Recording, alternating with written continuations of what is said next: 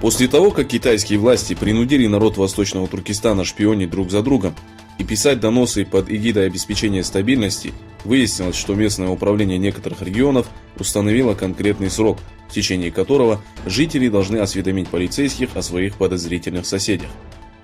По сообщениям Туркестан Таймс, борьбу с темными силами пропагандирует районный суд, дисциплинарный комитет, управление внутренних дел, прокуратура и мэрия города Аксу. Докладные должны быть переданы в надлежащие органы до 30 мая. Посетившие Восточный Туркестан международные наблюдатели заявляют, что коммунисты, заключившие миллионы мусульман в лагеря под предлогом борьбы с экстремизмом и террором, продолжат уничтожать народ Восточного Туркестана, начав так называемую борьбу с мафией.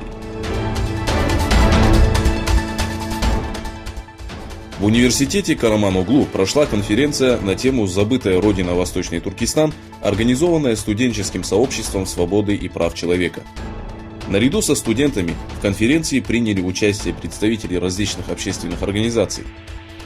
Генеральный секретарь Организации просвещения и солидарности Абдурахат Абдурахман осветил вопрос Восточного Туркестана.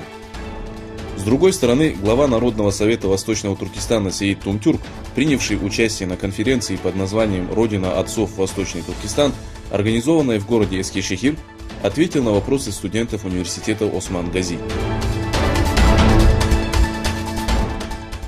Между Россией и НАТО разгорелся скандал после того, как морской флот России провел учение с запуском ракет в Балтийском море. Ракеты, запущенные из крейсера «Стойки», поразили все заданные цели. Ранее пресс-секретарь Министерства обороны Латвии Каспар Галкин сообщал, что Россия планирует провести учения в Балтийском море. Официальные источники Ирана сообщили, что министр иностранных дел Джавад Зариф принял участие в диалоге о сотрудничестве азиатских стран, прошедшем в столице Катара.